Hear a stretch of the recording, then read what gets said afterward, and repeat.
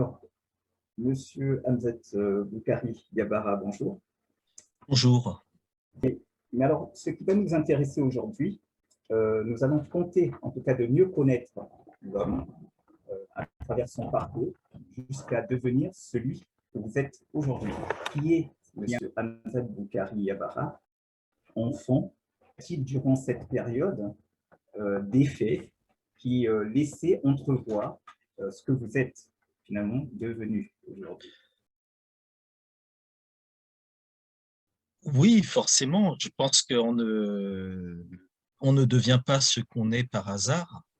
Donc, les parents jouent forcément un rôle. Mon père est béninois, ma mère est martiniquaise. La partie béninois, il y a une partie qui est togonaise. J'ai une famille côté paternel qui est résidente d'une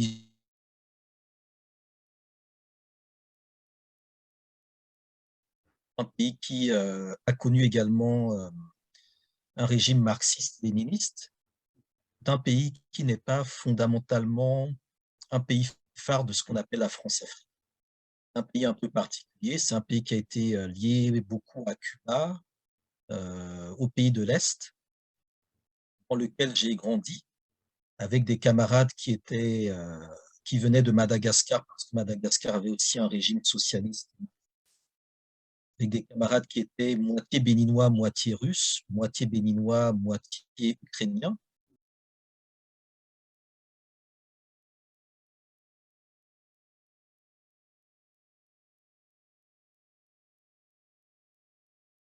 Et je dirais que c'est un peu ce voyage qui était quelque part le voyage initiatique et qui a un peu ouvert ma vision des choses. C'était à l'été 1997.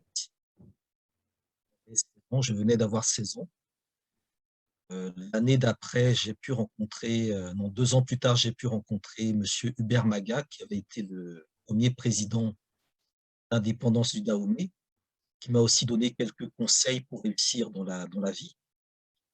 Et voilà. Et puis par la suite, j'ai rencontré un certain nombre de personnes qui ont été également des conseils et des regards avisés. Certains m'ont aidé dans des périodes assez difficiles. Alors, j'évoquais le fait que entre mes 20 et mes 24 ans, j'ai fait beaucoup de petits boulots à côté pour vivre et pour faire ce que je voulais faire.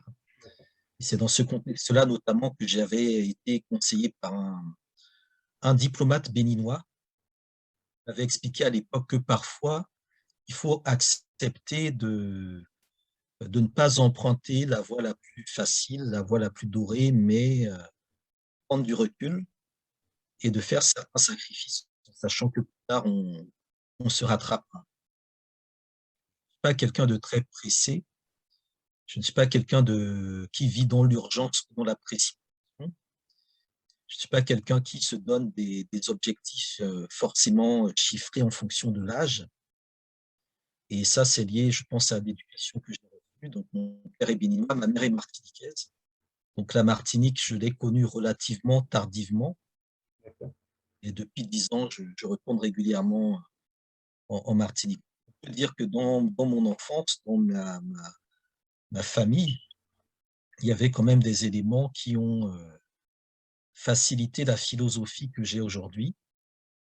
J'avais également une cousine, une très bonne cousine qui est Rasta, que j'admirais beaucoup, que j'admire encore aujourd'hui beaucoup. Aussi introduit la philosophie de Bob Marley, et un autre cousin qui lui est burkinabé, qui lui m'a introduit à l'histoire générale de l'Afrique, notamment aux travaux d'un historien qui s'appelle Joseph Kizerbo. Donc, j'ai autour de moi quand même pas mal de personnes qui ont joué un rôle. Et le dernier élément décisif, c'est ma grande sœur qui, en 94, étudiait Aimé Césaire pour le baccalauréat. Et comme Aimé Césaire a été retiré du programme de cette année, elle avait laissé le livre traîner, et donc je l'ai lu. J'ai lu le discours sur le colonialisme, 1994, donc j'avais 13 ans. C'était le premier livre de nature politique que j'ai lu dans ma vie. Avant, je lisais des histoires, des petits romans comme ça, mais c'était vraiment le premier livre politique que j'ai lu. Et c'est un peu ça aussi qui a été l'un des éléments de cadrage de ce que j'ai pu faire et penser par la suite. Général, alors là, je tiens maintenant les Africains, les Caribéens en général, les Antillais, on va dire, dans leur ensemble, sont passés par la case baptême catholique ou autre. Est-ce que dans votre cas, dans l'absolu, quel est votre rapport à la religion? Est-ce que cette partie religieuse a influencé? Ou alors, plutôt, en tout cas, est-ce que ça a eu une importance dans votre parcours? Dans mon parcours, non, ça n'a eu aucune influence. Je pense que, bon, enfin, moi, de toute façon, je suis quelqu'un d'assez, comment dire, d'assez critique. Donc, mes parents ne se respectent des croyances des uns et des autres. Donc, du coup, l'élément religieux n'a pas joué de rôle particulier ou fondamental dans mon éducation, dans mon parcours. Donc, voilà, j'ai comme seul prénom Hamzat. Certaines personnes essayent de l'arabiser en mettant des H ici et là, mais bon, ça n'a rien à voir. C'est un prénom qui est en lien avec le nom d'une famille qui est basée à Porto-Novo, dans la capitale. Et c'est un nom qui m'a été, c'est le seul prénom que j'ai. Yabara, c'est un nom composé, mais en fait, c'est un nom de titre parce que les Yabaras, ce sont ceux qui, dans la communauté de Aledjo, dans le nord du Bénin, sont en charge de la défense de la communauté. Yabara, c'est un titre de ministre de la Défense dans ma communauté. Et Boukari, bon, c'était lié aussi au prénom des grands-parents côté paternel. Donc, voilà, dans le nord du Bénin, il y a eu des résistances vis-à-vis de la chrétienté et vis-à-vis de l'islam. On est sur des sociétés qui sont dont un ancrage dans l'ancestralité, qui ont gardé leur tradition. Moi, je suis né à Cotonou, mais ma famille n'est pas de Cotonou. Donc, on n'a pas baigné dans le milieu fond catholique ou protestant. Voilà, après, les croyances de mes parents sont les leurs et ils n'ont pas été dans la vision d'imposer quoi que ce soit à leurs enfants ou à d'autres. Voilà, c'est Élément effectivement là qui où n'a pas joué de rôle fondamental. Pas eu à faire une désaliénation spirituelle, changer de nom, etc. Non, il n'y a rien de tout ça. D'accord, d'accord. Alors, mais vous aviez un peu anticipé sur une question que j'allais vous poser, mais je vais quand même revenir dessus. C'était justement par rapport à la politique. Je voulais savoir si la politique faisait partie des discussions au sein de votre famille et avec qui avez-vous eu souvent ce genre d'échange.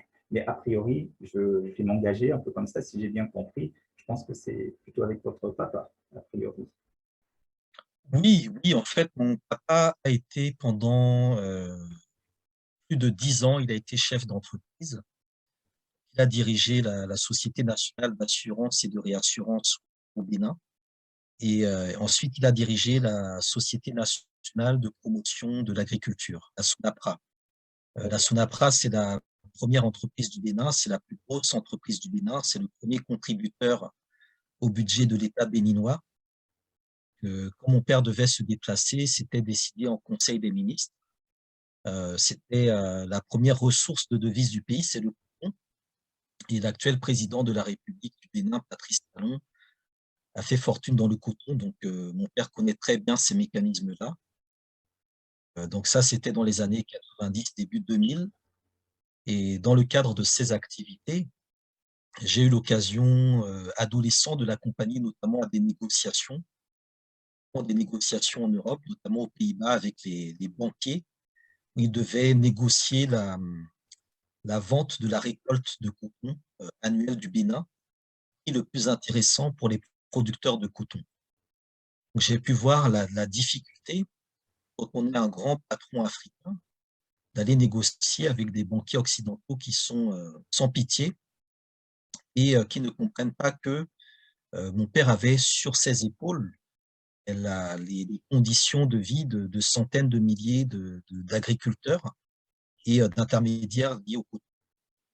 Et donc, du coup, j'ai beaucoup appris de la méthode de management de mon papa, de sa gestion des affaires, puisqu'il était aussi patron des assurances. Mhm. Il a développé un certain nombre de politiques. Et les assurances, c'est ce qui vient en aide aux gens quand ils sont dans la difficulté, quand ils ont des accidents, quand ils ont des maladies, quand ils ont des décès. Donc, il a aidé vraiment beaucoup, beaucoup, beaucoup de personnes qui étaient dans le deuil, dans la souffrance, dans la difficulté, avec à chaque fois une dimension sociale qui n'empêche pas le fait d'avoir une gestion économique la plus rigoureuse et la plus saine possible. Dans le cas de la Sonapra, euh, il a arrêté en 2001 dans des conditions assez compliquées, assez difficiles, que justement, comme il s'agissait de la plus grosse entreprise du Bénin, Mhm. elle était très sollicitée d'un point de vue politique. Et mon père n'a jamais souhaité prendre la carte directement d'un parti. Mais comme il venait du Nord et que on est dans des pays où entre le Nord et le Sud, il y a des équilibres à gérer, il était, enfin, il m'a un peu, j'ai pu voir un peu à travers lui mais comment on maintient la cohésion dans un pays en fonction des politiques D'accord. et Après, c'est un monsieur qui a aussi fait ses études à Dakar. Mon père a étudié à Dakar dans les années 70. Il a rencontré probablement Cheikh Anta Diop, et d'un certain âge, avec les mots dedans. Il a patriotique, puisque dans les années, début des années 80, fin des années 70, quand le président Mathieu Kérékou a déclaré que tous ceux qui ne reviendraient pas au Bénin seraient déchus de leur nationalité, mon père qui était à l'étranger, avec ma mère, est venu au Bénin, est revenu au Bénin avec ma mère et je suis né dans ces circonstances. D'accord. Je suis né dans un contexte patriotique et mon père est quelqu'un qui ne s'est jamais la connaissance de manière frauduleuse et qui a toujours été modeste, humble, effacé, discret, mais qui a néanmoins beaucoup de secrets. Et donc, le fait d'avoir des renseignements, des infos, des secrets sur ce qu'on appelle les puissants Mhm. fait aussi partie de ma manière de travailler. D'accord. Travailler dans l'ombre et connaître un peu quelles sont les failles des gens, quels sont leurs jardins privés, quelles sont leurs méthodes de raisonnement. C'est quelque chose que j'ai pu observer en étant ben, son fils et en le suivant. J'ai deux autres frères, un grand frère qui est dans l'électronique D'accord. et un petit frère qui est aussi dans le travail, on va dire, d'intermédiaire commercial. D'accord. Et est-ce que, comme vous, ils s'intéressent aussi à la politique, à la géopolitique, comme ça, à l'histoire, ou vous êtes peut-être le seul de la famille à avoir suivi ce parcours? Je suis le seul de la famille D'accord. à avoir vraiment un engagement manifeste, Mhm. public et travaillé. D'accord. Très bien. Mais en tout cas, au moins là, à travers ce que vous nous avez dit, on voit bien que et aussi les rencontres, on voit que ça a quand même beaucoup influencé celui que vous êtes aujourd'hui. Alors, là, du coup, ma question, c'est quel est peut-être le souvenir, quel est le meilleur souvenir que vous gardez justement pour sortir de cette période de l'enfance? Quel est le meilleur souvenir que vous gardez de votre enfance? Bon, il y en aurait beaucoup. Oui. J'ai une enfance plutôt positive, plutôt heureuse, plutôt constructive. Donc, j'ai vraiment passé plutôt une belle enfance. Mhm. Voilà, j'avais beaucoup de gens autour de moi, même si je suis quand même relativement timide, isolé. J'aime bien être tranquille.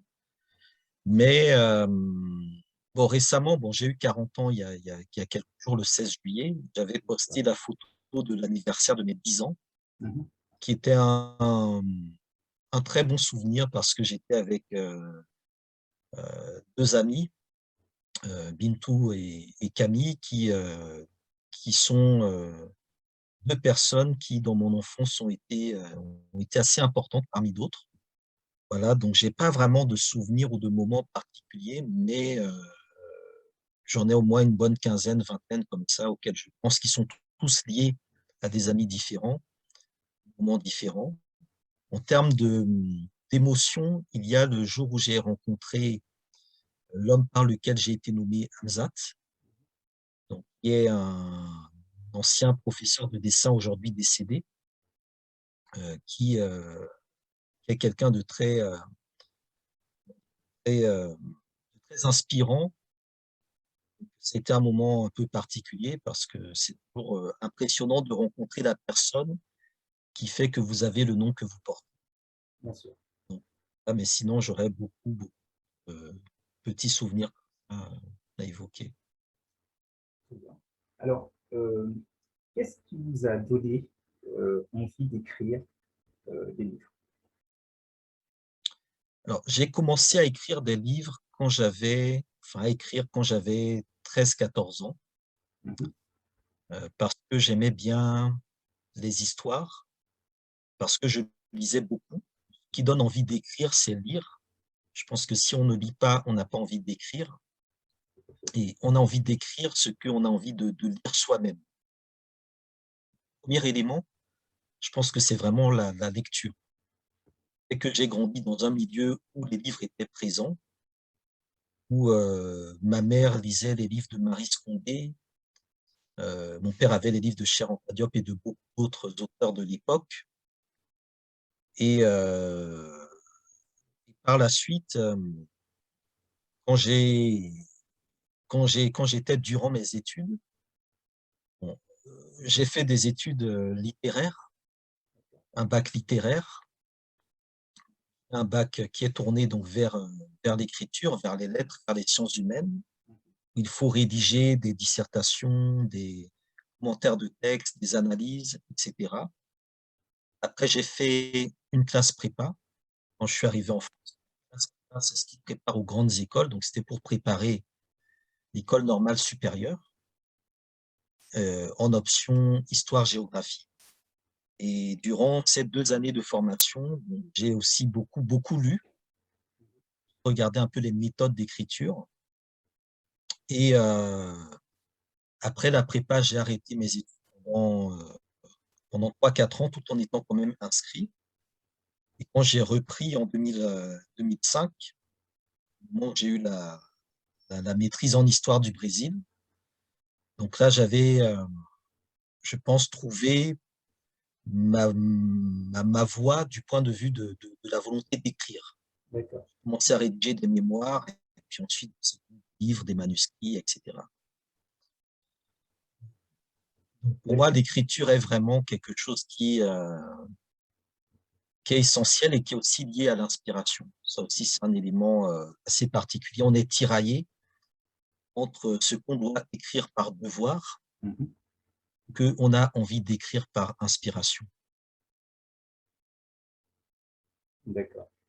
Alors, parmi les livres, jusqu'à aujourd'hui, parmi les livres que vous avez écrits, quel est celui qui vous a le plus marqué et pourquoi?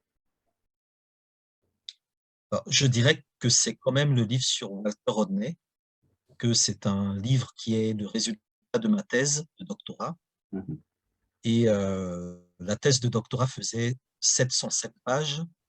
Le livre en fait beaucoup moins parce qu'il fallait réduire.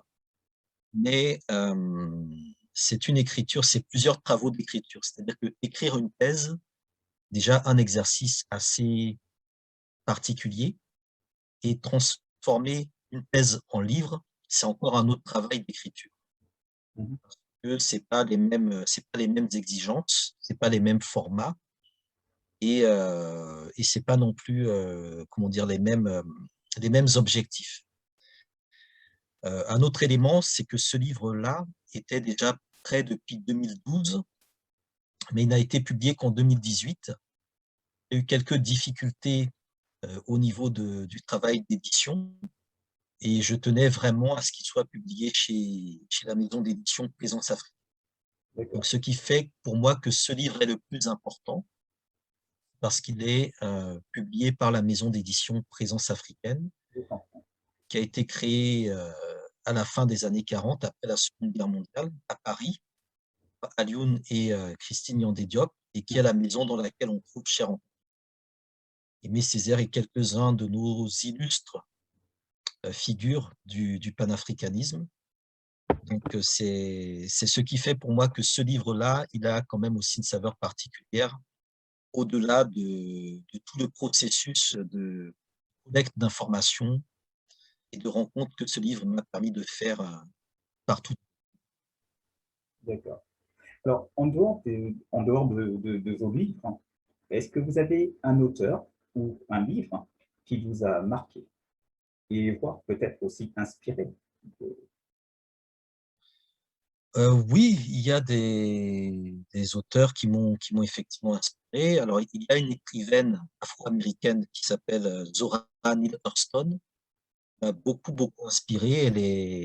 Elle a vécu, elle est morte en 1960. Elle avait écrit des ouvrages d'ethnographie ainsi que deux romans qui sont un peu autobiographiques. Donc, l'un, c'est Une femme noire et l'autre, c'est Des pas dans la poussière. Donc, c'est une écriture qui est très populaire, qui est très ironique. Donc, j'aime bien la manière d'avoir du sarcasme, d'être parfois un peu piquant, mais tout en étant sérieux et rigoureux et sans jamais insulter. Ça aussi, c'est un des éléments auxquels je me pose systématiquement. Pas l'insulte est quelque chose qui décrédibilise et qui discrédite littéralement les gens avec lesquels je pourrais travailler ou des gens qui font des choses dans mon domaine. Il y a également Joseph Kizerbo, donc l'histoire de l'Afrique noire d'hier à demain, et puis aussi à quand l'Afrique, qui me semble très important, qu'il a pu écrire.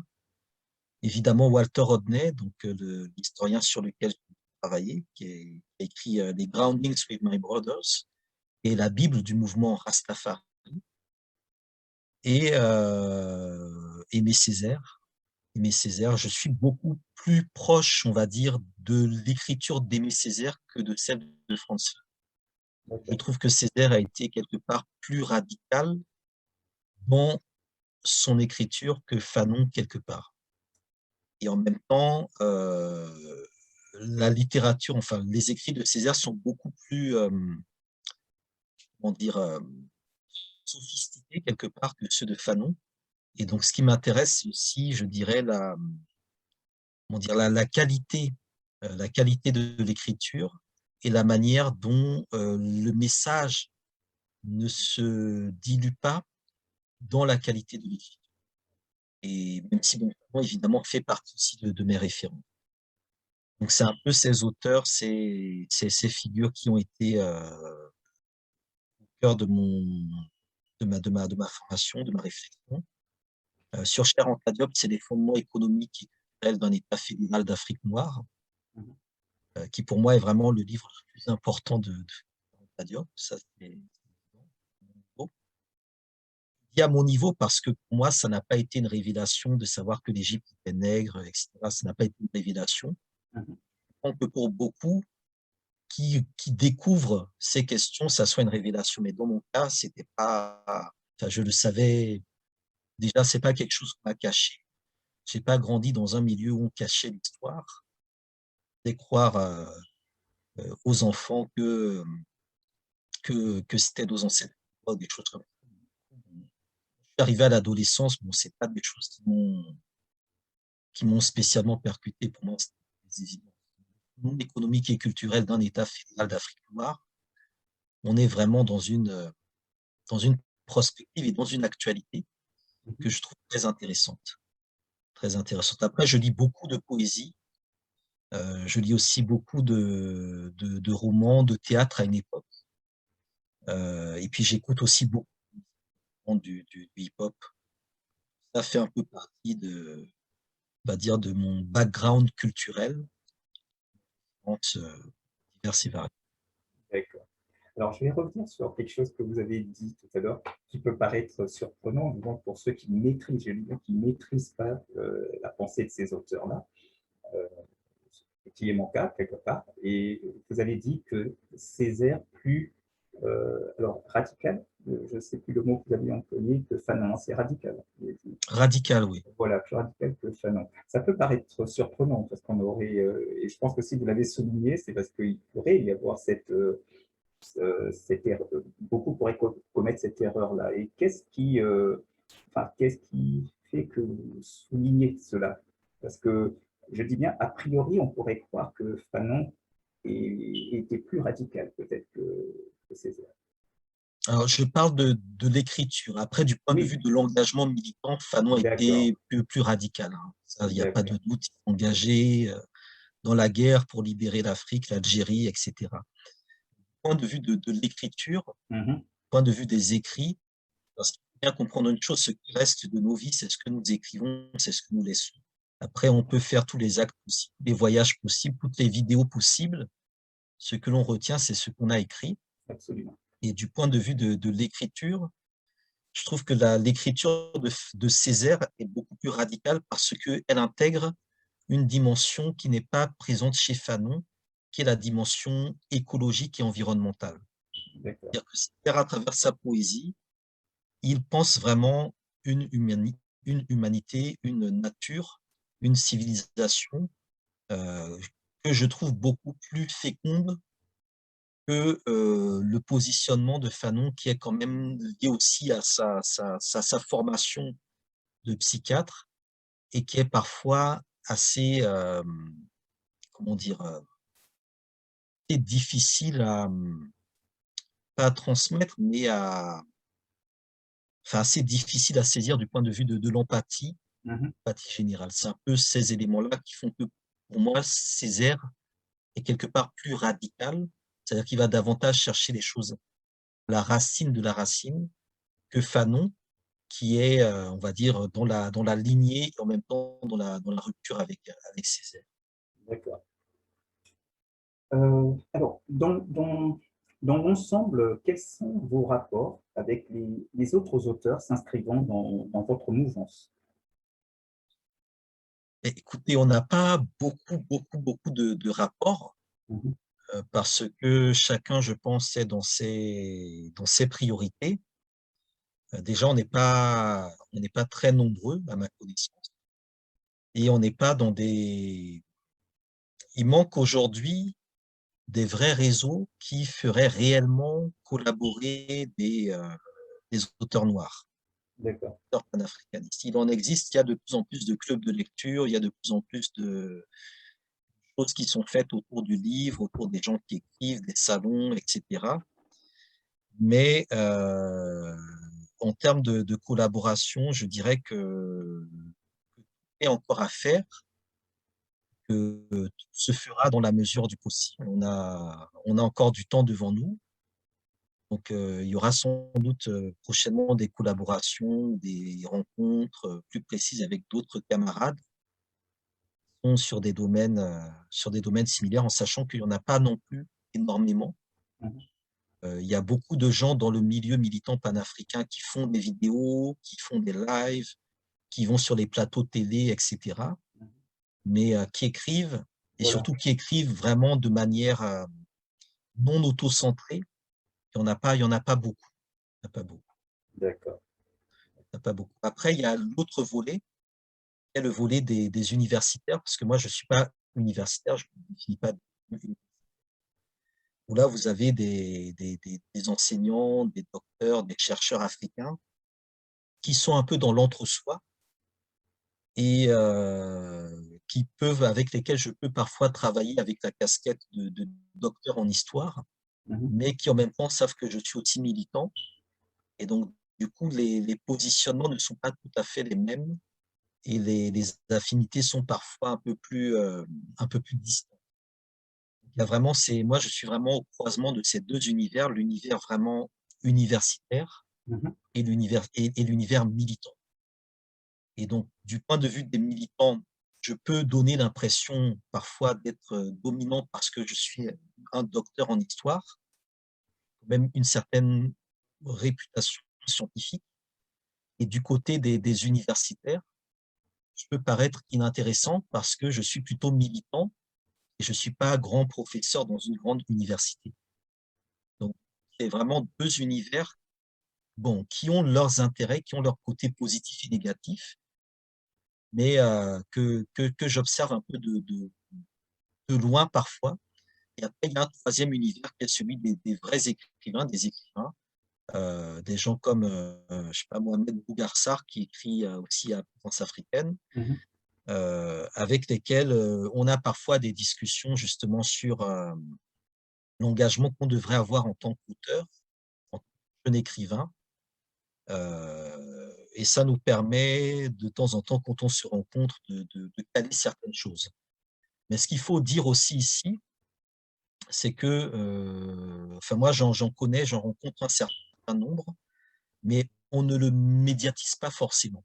Voilà, ok. On se voit parfois, mais on va pas forcément faire des selfies, dire qu'on s'est vu, etc. Mhm.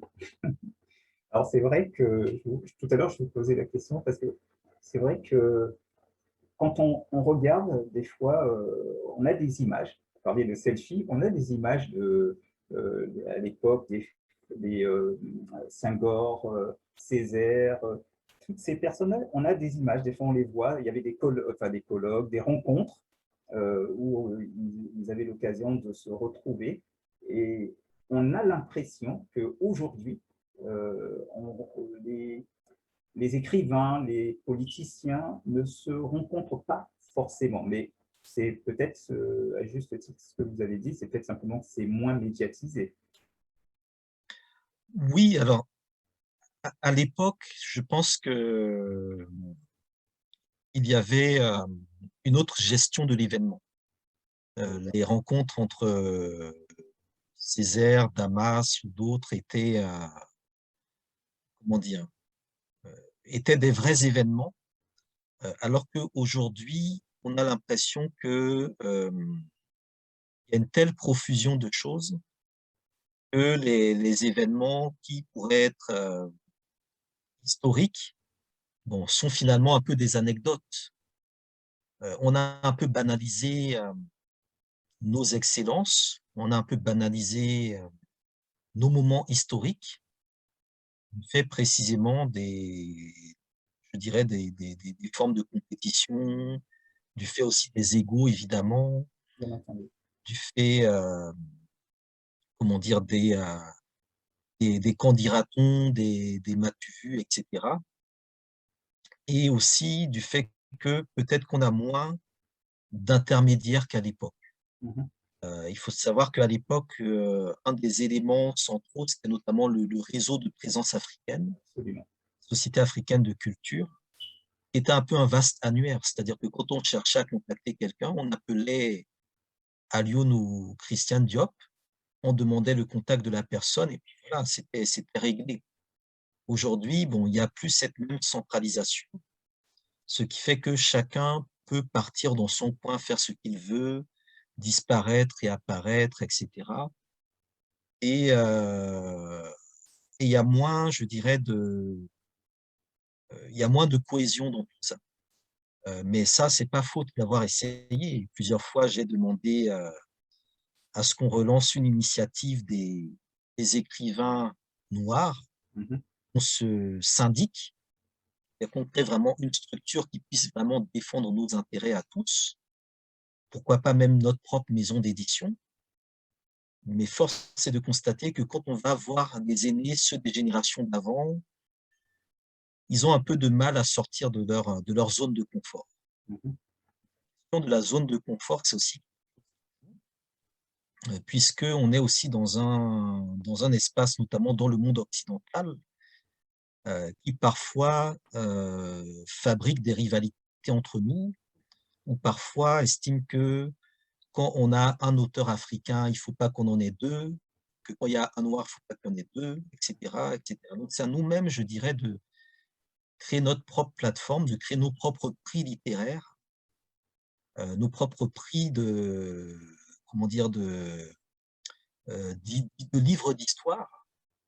Voilà, moi j'ai écrit Africa Unite, une histoire du panafricanisme, qui est bon, un livre apparemment qui a marqué beaucoup de gens, mais j'ai jamais reçu le moindre prix de quoi que ce soit. Moi, j'aurais bien voulu qu'il y ait une association camite, panafricaine, noire, etc., bon, qui un jour se disent on va décerner le prix du meilleur livre d'histoire à tel livre. Bon, pas forcément le mien, mais des initiatives de ce genre Je comprends. Mm. seraient de nature, je pense, à reconnaître, et je ne parle pas que pour moi ou en tant qu'historien, c'est valable aussi pour les artistes, les Valoriser le musiciens, travail. etc., mais reconnaître ce que nous faisons, ce que nous apportons pour la communauté, même au-delà. Donc,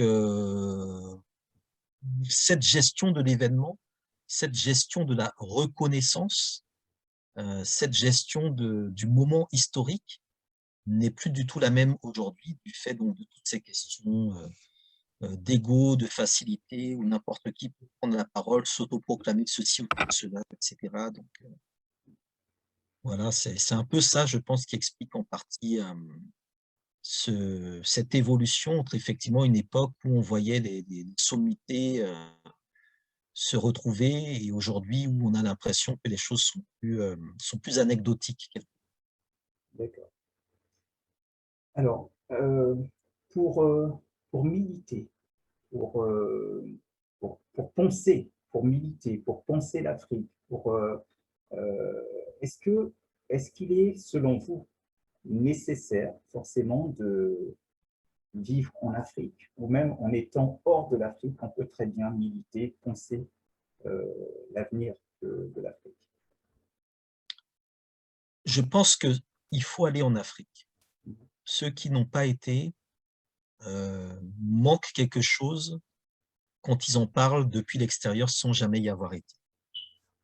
Je pense que c'est très important à souligner. Il faut y avoir été, y avoir si possible vécu, ou y vivre, ou y avoir vraiment des attaches fortes, concrètes et quotidiennes. Alors quand je dis quotidienne, ça peut être par exemple téléphoner tous les jours à des gens, des amis qui sont en Afrique. Mhm.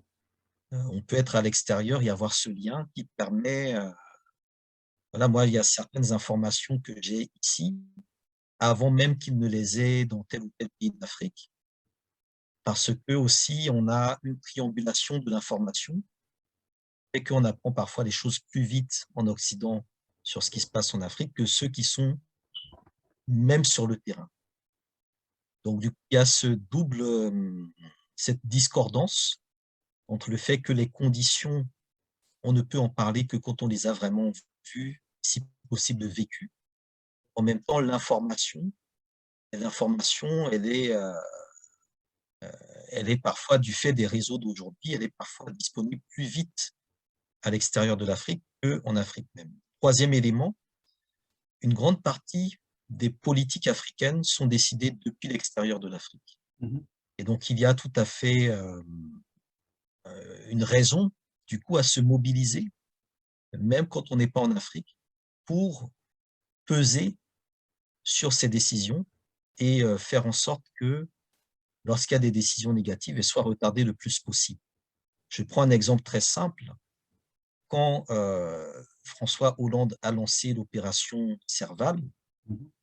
ben, les Maliens de France ont applaudi.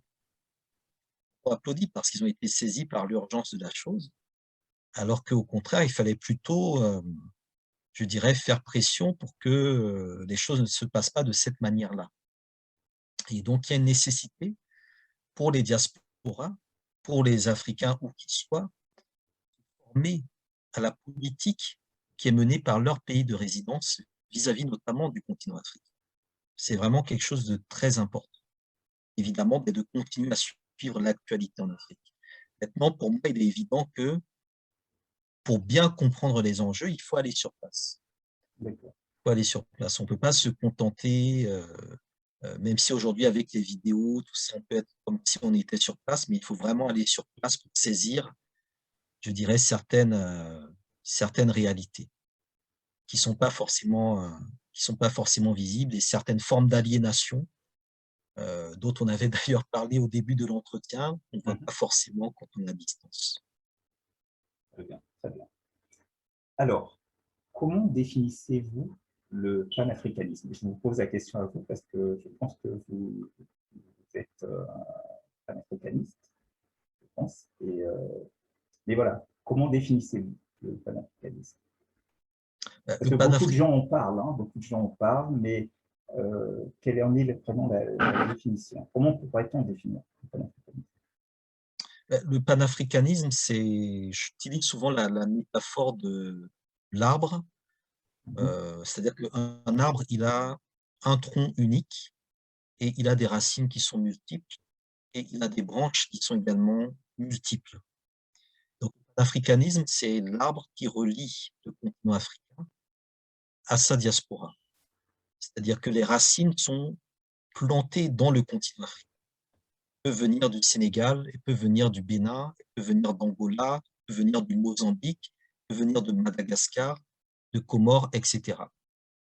Et l'arbre, c'est ce qui sort du continent africain et qui se dirige vers les diasporas, avec les branches qui vont vers les Amériques, la Caraïbe, le Brésil, l'Europe, etc. Et pour moi, c'est vraiment cette vision de l'arbre, du, du pont, qui me semble illustrer le mieux ce qu'est le panafricanisme. Du point de vue de la dynamique, c'est un mouvement de libération. C'est un mouvement de libération des peuples d'origine africaine, où qu'ils soient sur la planète, et mouvement de libération qui pose comme préalable la conscience de leur unité, du point de vue de l'unité d'action, notamment. La nécessité d'agir ensemble, la nécessité de transformer ensemble nos conditions de vie. Et dès lors qu'on agit ensemble, on arrête de se diviser, on arrête de s'entretuer, on arrête de se battre entre nous. D'où le fameux terme aussi don't agonize, organize, donc arrêter en gros de vous prendre la tête, de vous disputer, d'agoniser, organisez-vous. Il y a la notion d'organisation qui est également fondamentale, mais une organisation qui ne doit pas tuer la dynamique du mouvement. D'où le fait que, effectivement, il ne peut pas y avoir, je dirais, de définition totalitaire du panafricanisme, Mhm. mais il faut néanmoins un peu de rigueur et un peu de sérieux dans la manière dont on définit, dont on vit, dont on réalise des activités ou des objectifs en lien avec le panafricanisme. Donc c'est un peu comme ça que je l'exposerai. Puis ce mouvement de libération, il a remporté des victoires. Il a rencontré aussi quelques difficultés, quelques échecs qui sont des leçons dont tirer des enseignements pour réajuster ce qui doit être réajusté aujourd'hui et qui renvoie à la nécessité aussi d'avoir une conscience historique suffisamment, suffisamment solide comme base de départ. Bon, merci, merci pour cette définition. Tout à l'heure, on a évoqué vos influences, les personnes enfin, vos rapports avec les autres auteurs qui sont dans la même mouvance. Euh, Quelle est la part, enfin, quel, euh, quel est votre sentiment en lien avec la part que les femmes peuvent jouer en tant qu'écrivain, en tant que militant? euh, Qu'aurez-vous à dire par rapport à l'absence ou la présence des femmes féminines, on va dire? Alors, je dirais que les femmes sont très présentes Mhm. dans le domaine de la littérature, dans le domaine des arts et dans le domaine également, je dirais, comment dire, de la réflexion sur les modèles d'organisation sociétaux et familiaux. Et ça depuis très longtemps. On cite le nom de Phyllis Wheatley, qui était une poétesse du XVIIIe siècle, qui est considérée comme l'une des pionnières fondatrices du panafricanisme, comme Nani, la reine des Marrons de Jamaïque. Il y a des figures féminines qui ont joué un rôle décisif dans cette histoire du panafricanisme. Emiyecho Garvey. Si on parle de Marcus Garvey, c'est aussi parce qu'il a eu deux épouses qui ont en réalité fait une grande partie du travail. Amy Jacques, qui a notamment écrit Philosophy and Opinion of Marcus Garvey, et Amy Ashwood, qui a repris la dynamique de l'UNIA, la dynamique originelle de l'UNIA à un moment. Je dirais qu'il y a aussi un certain nombre de femmes romancières, écrivaines qui, à travers leurs écrits, traduisent ce qu'on appelle la personnalité africaine, ce qu'on m'a appelé la personnalité africaine, c'est-à-dire elle crée des personnages, elle crée des histoires, des narratifs qui sont fondamentalement inscrits dans des questions panafricaines. Tout à l'heure, je parlais de Marie Scondé. Aujourd'hui, on parlerait de Léonora Miano, d'un certain nombre d'autrices également afro-caribéennes ou afro-américaines. Et du point de vue du militantisme, elles sont également organisées, puisqu'on a des sororités qui ont toujours existé dans nos luttes, que ce soit des sororités en contexte diaspora, que ce soit des sororités dans le contexte des sociétés matriarcales ou des sociétés secrètes africaines. Ce sont des éléments qui sont étudiés ou étudiables ou qui restent à étudier dans tous les mouvements de libération sérieux. Il y avait constamment une branche féminine, que ce soit pour l'ANC au niveau de l'Afrique du Sud, que ce soit pour le MPLA en Angola, que ce soit pour Cabral avec l'IGC. Il y avait des femmes qui prenaient les armes, et on a des images, des photos de femmes qui portent des armes. Elles ont été présentes dans les luttes diplomatiques, notamment à Jeanne Martin Cissé, qui a été la première femme à présider, je crois, le Conseil de la guinéenne, que ce soit également la conférence panafricaine des femmes d'Accra en 1960, Dar es Salaam, qui va créer l'Organisation panafricaine des femmes, le 31 juillet, qui est la journée internationale des femmes africaines. Donc, elles ont toujours été présentes. Là où je pense que le problème se pose, c'est qu'elles n'ont pas des leviers décisionnels et exécutifs, notamment dans tout ce qui est lié, on va dire, à la production scientifique. Donc, on écrit, mais beaucoup n'ont pas été publiés. On a beaucoup d'archives de femmes qui restent encore aujourd'hui à récupérer, à exhumer, à faire connaître. Ensuite, dans les appareils politiques, elles ont été marginalisées. Donc, que ce soit dans les gouvernements, parce qu'aux indépendances, on a repris le modèle colonial qui avait exclu la femme qui était au centre des sociétés d'avant la colonisation. Donc, on décolonise, on garde le modèle patriarcal occidental, qui fait qu'on récupère en fait toute la misogynie des sociétés occidentales et on la tropicalise d'une certaine manière, alors que les femmes sont majoritaires dans nos sociétés et sont souvent au contrôle de l'économie réelle de nos sociétés. Et enfin, on a dans les années 60-70, tout est lié aussi on va dire, aux dissidences des femmes noires, femmes africaines vis-à-vis du fameux féminisme occidental. Donc, des débats sur le féminisme noir, sur toutes ces théories, qui sont en fait des instruments de lutte, des outils de combat, puisque ce sont des débats portés par des femmes généralement très engagées et qui vont donner naissance aujourd'hui, je pense, à un champ très, très riche, très disputé, autour de ce qu'on appelle effectivement certains les féminismes africains, d'autres l'afroféminisme, etc., mais qui me semble assez intéressant à regarder, en sachant qu'il y a aussi beaucoup de femmes qui ne se situent dans aucun de ces cadres-là, qui participent néanmoins, je dirais, à l'avancée, à l'amélioration des conditions de vie de nos populations. Et in fine, juste pour conclure, on a eu aussi quand même dans cette histoire du panafricanisme, une des figures les plus, enfin parmi les figures les plus éminentes, bon, évidemment Myriam Makeba, qu'on pourrait citer, Mame Africa, mais aussi un homme Thomas Sankara, qui lui, durant les 4 ans de sa révolution au Burkina Faso, a vraiment remis l'élément féminin en avant. Et ça aussi, je pense que ce sont des points assez intéressants, c'est-à-dire que beaucoup de choses qu'on appelle aujourd'hui féminisme africain, afroféminisme, etc., étaient déjà pensées dans la politique même de Thomas Sankara, sans qu'on ait forcément un jeu d'étiquettes sur ces éléments-là. Ça me permet aussi de rebondir sur la question du panafricanisme.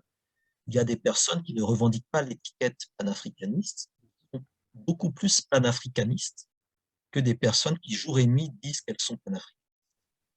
Donc là aussi, la question de l'étiquette, c'est quelque chose dont il faut vraiment se méfier. Et c'est souvent lié à une volonté d'être vu, de se dire, de se définir constamment grand panafricaniste, etc. Alors que souvent des gens qui ne le crient pas sur tous les toits le sont beaucoup plus et de manière plus efficace. Ou une des formules que j'utilise également souvent, qui est les fourmis ne font pas de bruit. C'est-à-dire pas parce qu'on crie quelque chose sur les toits qu'on est forcément plus conséquent que des gens qui font le travail sans le crier à gauche et à droite. Là aussi, ça renvoie quelque part au rôle des femmes, enfin à la place des femmes, qui est en réalité centrale, mais qui sont invisibilisées dans une grande partie de notre histoire encore malheureuse. Alors effectivement, le rôle des femmes, on a vu, enfin vous l'avez dit, Sékou Touré, Sankara, qui ont aussi donné une place aux femmes, et des femmes qui elles-mêmes étaient aussi engagées. Vous l'avez dit tout à l'heure, le féminisme. Euh, Quand on a Sankara, Sékou Touré, on a plus l'impression qu'on voyait une forme de complémentarité dans la femme. La femme pouvait participer de manière complémentaire. Et est-ce que vous pensez que le mouvement qu'est le féminisme aujourd'hui peut vraiment œuvrer dans ce sens de se positionner en tant que complémentarité, enfin, comme sujet complémentaire, ou parce que le féminisme aujourd'hui, je ne sais pas si on peut le comparer, le féminisme, du point de vue que vont habiter les femmes africaines et celui que revendiquent, par exemple, les femmes occidentales. Est-ce que c'est le même féminisme ou même est-ce que de façon générale, le féminisme euh, a sa place simplement dans le cadre de la Renaissance africaine? Enfin, je pense que la question dit déjà les réponses. C'est-à-dire qu'il y a plusieurs féminismes. Il y a des gens qui sont plus féministes que des féministes et qui ne se définissent pas comme féministes. Donc, on est dans des enjeux d'étiquette, on est dans des enjeux d'idéologie, on est dans des enjeux de lutte. Ce qui est évident, c'est que la condition des femmes en Afrique est quand même très mauvaise. Quand même, il faut dire les choses telles qu'elles sont. Elle est très mauvaise. Donc, il faut vraiment l'améliorer. Il faut faire en sorte que nos mamans, que nos sœurs, que nos épouses, que nos cousines, etc., puissent vivre dans des conditions, que ce soit féminisme, machin truc, etc. Il faut améliorer la condition des femmes en Afrique parce qu'elle n'est pas bonne du tout. Donc, je pense que c'est plus ça qui me semble important aujourd'hui que de savoir si telle ou telle étiquette va l'emporter, ce qu'il en sera de la complémentarité, etc. Améliorer la condition des femmes en Afrique, c'est évidemment améliorer aussi la condition des hommes. Donc, il y a une complémentarité dans l'amélioration des conditions des hommes et des femmes. Et là, la complémentarité. Maintenant, l'un des problèmes que nous avons, c'est que très souvent, un homme qui est parfois incompétent aura peut-être plus de privilèges que des femmes qui ont des compétences, qui ont des qualités, qui ont des moyens de réaliser des choses. Et donc, pour moi, on en revient à des questions, je dirais, beaucoup plus de justice sociale ou des questions d'équité plutôt que de complémentarité en tant que telle. Donc ça, c'est un élément, je pense, à souligner en premier lieu. En deuxième lieu, je pense que la position des femmes noires en Occident n'est pas la même que celle des femmes africaines parce que ce n'est pas le même contexte, évidemment, puisque ce n'est pas le même type de compétition. Les femmes noires en Occident sont confrontées à des, comment dire, à des structures qui, d'une part, déjà ne donnent pas de pouvoir réel aux hommes noirs, au contraire du continent africain où, du fait, on va dire, des éléments, voilà, il y a une autre approche et d'autre part, des femmes noires qui ne se reconnaissent pas du tout dans la manière dont, les femmes blanches défendent leur conception du droit des femmes ou du féminisme. Donc je pense qu'elles ont tout à fait raison de dire qu'elles ne sont pas d'accord avec une conception du féminisme qui est une conception occidentale et qu'elles veulent définir, déterminer, identifier quelles sont à elles leurs priorités. Et dans certains cas, ces féminismes noirs ou afroféminismes, dans certains cas, il y a des, comment dire, des positionnements qui peuvent être contraires ou contradictoires à des formes de panafricanisme, qui peuvent être des panafricanismes fondés sur une approche fondamentalement patriarcale, panafricanismes qui peuvent être aussi en désaccord au fonctionnement des sociétés, africanismes qui peuvent être eux-mêmes des panafricanismes fondamentalement occidentalisés. Donc, là aussi, je dirais, il y a un vaste champ, il y a des ramifications, il y a des ruptures, il y a des oppositions, il y a des contradictions. Il y a des personnes qui sont dans l'afroféminisme et qui ne sont pas du tout d'accord entre elles, des personnes qui sont dans le panafricanisme qui ne sont pas d'accord entre eux, des personnes qui sont dans le féminisme qui ne sont pas du tout d'accord entre elles. Donc pour moi, ce n'est pas tellement ça qui est l'enjeu. Pour moi, vraiment, ces débats, ce sont des débats de cours de récréation sur tel ou tel mouvement, c'est des débats de cours de récréation. Le plus important, c'est comment on améliore nos conditions de vie, comment on prend davantage de pouvoir, comment on se restructure et comment on s'organise. Et force est de constater que moi, c'est des débats dans lesquels j'interviens très peu Mhm. parce que j'ai pas, voilà, vraiment du temps perdu. Je trouve que c'est pas ça la priorité. Encore une fois, il y a des conditions à améliorer. Il faut se concentrer sur ces conditions et trouver des bons moyens, des bonnes routes, des bonnes méthodologies pour les résoudre, sans faire éternellement de la philosophie ou de l'idéologie qui souvent n'est pas en phase avec nos réalités. Voilà, donc je suis quelqu'un d'assez pragmatique sur ces questions. Bien. Je ne rejette rien de manière catégorique, j'examine tout. Si c'est intéressant, il faut les prendre, il faut les écouter. On estime qu'il n'y a rien d'intéressant, il faut regarder avec intérêt parce que tout ce que nous produisons est d'intérêt. D'accord. Alors, ma prochaine question, bon, vu tout ce qu'on a dit déjà tout à l'heure, j'ai plus ou moins la réponse, j'imagine la réponse que vous allez apporter, j'imagine. J'allais parler du rôle particulier de l'écrivain. Quel rôle un écrivain peut-il jouer dans la société?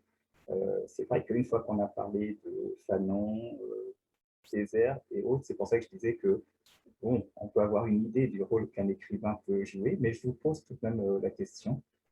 Pensez-vous que l'écrivain a un rôle particulier à jouer dans la société?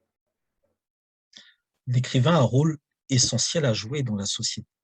Que c'est lui qui doit écrire et produire ce que les générations suivantes devront lire pour se former. L'écrivain doit être un modèle quelque part. Il doit produire des œuvres modèles, c'est-à-dire des œuvres dans lesquelles les uns et les autres peuvent se reconnaître comme dans un miroir. Donc, lorsqu'il écrit, il doit être à la fois égoïste, en tant qu'écrivain, plume, mais en même temps penser à ses lecteurs pour que ces lecteurs puissent se reconnaître dans son œuvre. Et donc, les meilleures œuvres que nous puissions produire sont donc les œuvres les plus généreuses possibles, c'est-à-dire les œuvres où vraiment nous nous mettons de côté pour vivre nos personnages. Que les enfants, pour que les uns et les autres puissent, à travers ces personnages, construire leur propre imaginaire et ensuite développer leurs facultés intellectuelles, leurs facultés critiques, leurs facultés créatrices. Et c'est ça aussi le rôle d'un écrivain. Un écrivain, il écrit des romans que après ceux qui font des films peuvent récupérer, transformer en film. Il écrit des histoires qui peuvent être mises en pièces de théâtre. Il écrit des poèmes qui peuvent devenir des hymnes nationaux, populaires. C'est un peu tout ça le travail d'un écrivain et je pense que dans le contexte africain, panafricain, la place des écrivains est fondamentale. On ne peut pas s'en sortir sans avoir également des écrivains qui assument une certaine souveraineté. Et c'est là, je pense que nous avons encore du travail, que toutes les grandes civilisations reposent sur des grands écrivains. Toutes les grandes langues de communication reposent aussi sur des grands écrivains. Donc ça pose aussi la question de l'écriture dans les langues africaines. Ça pose aussi la question de la traduction dans les langues africaines. Ça pose in fine la question de pour qui on écrit. Est-ce qu'on écrit pour les gens qui sont tous occidentalisés linguistiquement parlant, ou est-ce qu'on veut à un moment toucher d'autres personnes qui n'ont pas accès à cet enseignement occidental, qui est en même temps vu comme un enseignement d'aliénation. Et donc, il faut développer des supports, il faut faire des audiolivres dans les langues africaines, il faut faire des émissions dans les langues africaines, il faut promouvoir des recherches scientifiques dans les langues africaines et des éditions dans les langues africaines. Et ça, à mon avis, c'est l'un des défis suprêmes des écrivains africains d'aujourd'hui, comme disait un peu Amilcar Cabral, de faire ce suicide de classe, être capable de tourner le dos à un moment à notre petit public occidentalisé qui fait notre confort, appuyer d'autres démarches d'écriture dans des langues non europhones, comme on dit, permettrait de toucher un public beaucoup plus large. Pour le moment, l'outil qui touche les masses en Afrique, le véritable outil qui touche les masses en Afrique est potentiellement la radio, avec le téléphone portable. Et donc, il faut penser aujourd'hui une nouvelle forme d'écriture qui seront ce qu'on appelle des oralitures, c'est-à-dire des littératures de l'oralité, qui puissent transmettre nos œuvres à ces personnes, à ces personnes qui ne sont pas sur les réseaux sociaux, qui ne sont pas là, mais qui sont importantes si on veut faire quelque chose demain pour l'Afrique. Et je pense que c'est un peu l'enjeu qui se pose. Lui, il faut faire relativement vite parce que les masses médias occidentaux sont en train de travailler leurs appareils dans les langues africaines. Ils ont bien compris que si nous-mêmes, nous ne le faisons pas, eux le feront pour nous, mais pour leurs intérêts à eux. Et donc, il faut que les écrivains, les artistes, les gens qui produisent vraiment se penchent très sérieusement sur cette question. Dans l'espace dit francophone, parce qu'après, au niveau des pays d'Afrique de l'Est, ils ont le Swahili. Eux, ils ont déjà des maisons d'édition, ils ont déjà une pratique du Swahili, une lecture du Swahili qui est déjà entérinée quelque part. Tout à fait. Alors, on n'est pas très loin de la fin, mais j'ai encore quelques petites questions. En tant qu'individu, parce que tout à l'heure, ok, on a vu l'écrivain, entre guillemets, le militant, mais ce qui nous intéressait, comme j'avais dit au départ, c'est l'individu. Et la question que je voulais vous poser, c'est pensez-vous, ce n'est pas un bilan que je vous demande de tirer, parce que je vous prête encore beaucoup d'années, mais pensez-vous avoir atteint au moins, déjà en tant qu'individu, un objectif que vous vous étiez donné dans votre vie? Alors, oui et non. Je me rappelle quand j'étais arrivé en France en prépa, j'avais une camarade de classe qui, en fait, quand elle était un peu triste, elle avait un nom très français. Donc, elle allait ouvrir le dictionnaire et elle regardait dans le dictionnaire des gens célèbres qui portaient son nom. Et ça lui redonnait de l'estime. Et je pense que ce que nous avons à faire aujourd'hui, c'est vraiment construire nos propres dictionnaires pour être dans notre propre histoire. Donc, ce que je fais effectivement, c'est pour que ceux qui viendront après, qui feront les dictionnaires afro-centrés, panafricains, autocentrés, les dictionnaires de nous pour nous-mêmes, Mhm. et m'y accorderont une place, je l'espère. Voilà, donc effectivement, je suis, je pense, encore au milieu de beaucoup de choses. J'ai pas vraiment atteint les objectifs forcément envisagés parce que je me donne pas non plus forcément des objectifs. Tout à fait. Mais je fais beaucoup de choses. Et je pars de l'idée que tout ce qui est fait n'est plus à faire. Donc, je fais beaucoup de choses, je soutiens énormément de projets, y compris d'un point de vue économique. J'investis. Il y a peu de gens qui le savent, mais je suis aussi dans le milieu économique. Mhm. Et je pense que j'ai aidé beaucoup de personnes. J'ai aidé beaucoup de personnes.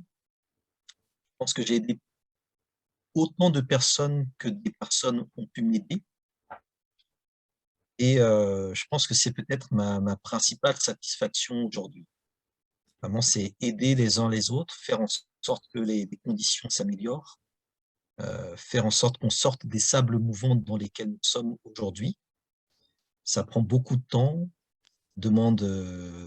ça amène parfois beaucoup d'ingratitude, parfois beaucoup de déception, mais du fait que je sois là à échanger avec vous, c'est déjà un objectif qui est atteint.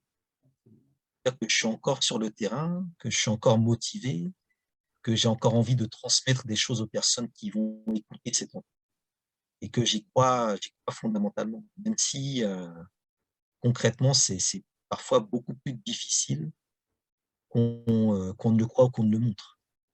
Tout à fait. Donc voilà, non, les choses sont en cours. D'accord. Alors, qu'est-ce que vous pensez alors pour les anglophones, homeschooling, pour les francophones, l'instruction en famille?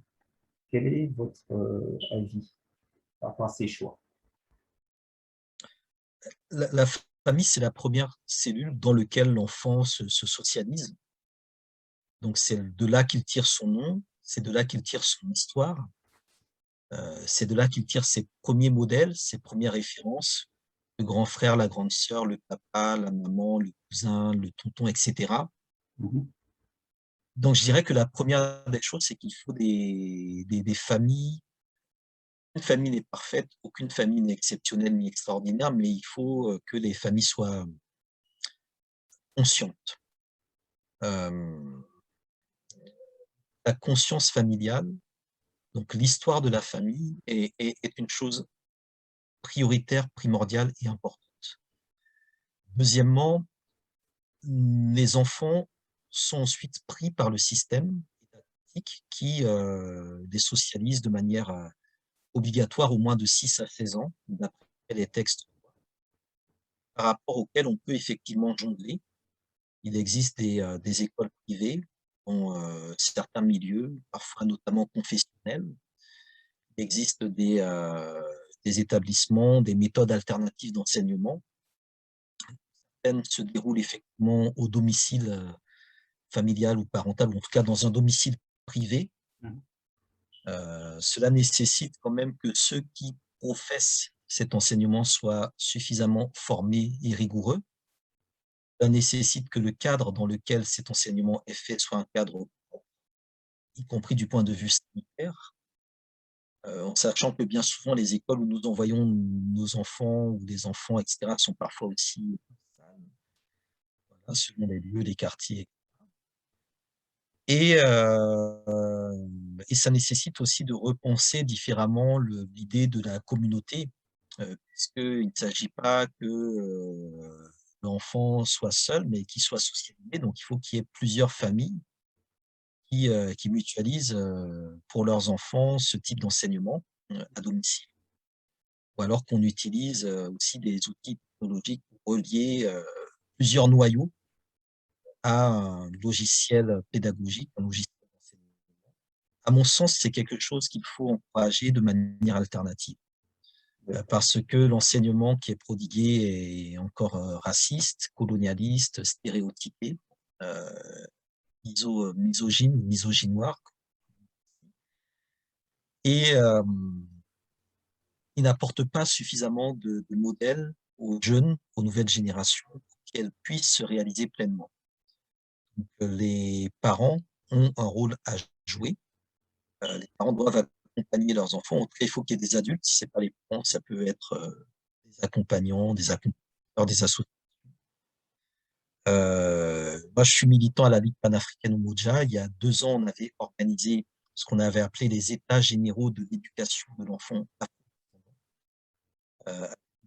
un collectif d'ailleurs afroféministe Saoche à Lyon, et qui gère une plateforme Jumoke et AfroKids qui s'occupe précisément de valoriser l'enseignement alternatif pour les enfants.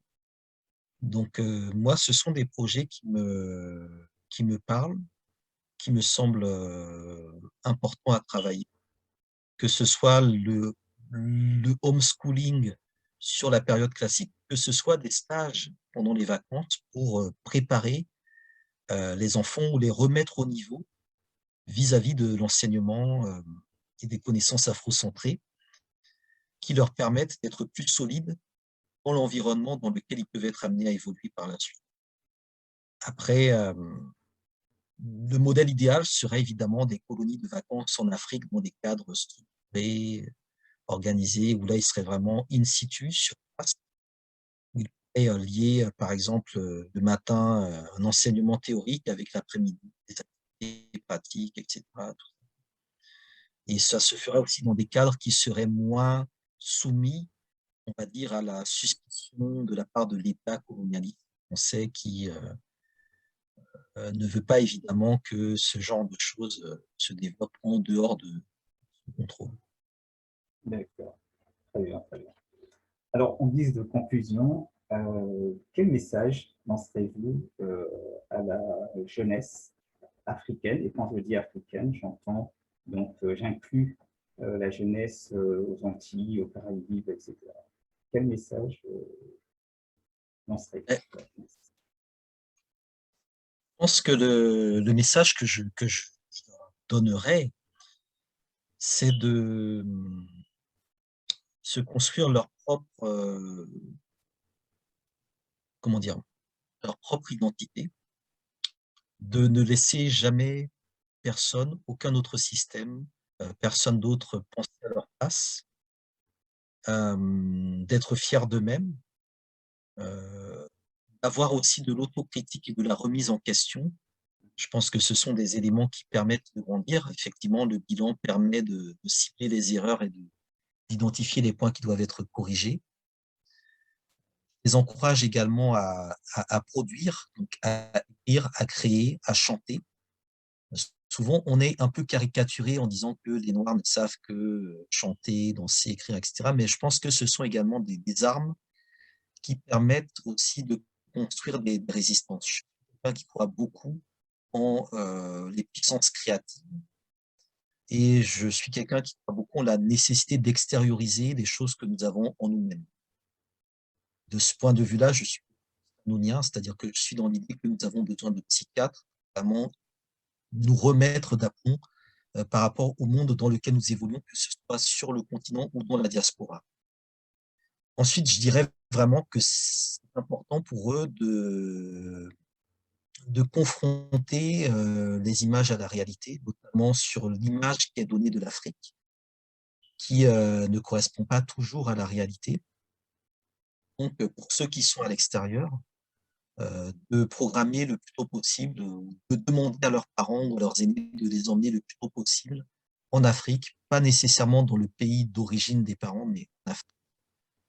Et pour ceux qui sont sur le continent, ben c'est beaucoup de courage, beaucoup de force, beaucoup d'organisation, euh, beaucoup de projection, parce que ce sont eux qui vont faire l'Afrique de demain, ce sont eux qui vont diriger l'Afrique pour peu de temps, et il faut qu'ils se forment à assumer ses responsabilités, qu'ils se forment à la géopolitique, qu'ils se forment à l'économie, qu'ils se forment à tous les enjeux qui se posent aujourd'hui au continent africain et qu'ils n'empruntent pas les voies de facilité que sont la colère. Tant qu'il y ait un panafricanisme de la colère, un panafricanisme énervé, mais ce panafricanisme énervé, à mon sens, ne mène nulle part tant qu'on ne se pose pas, on ne travaille pas concrètement sur, je dirais, un plan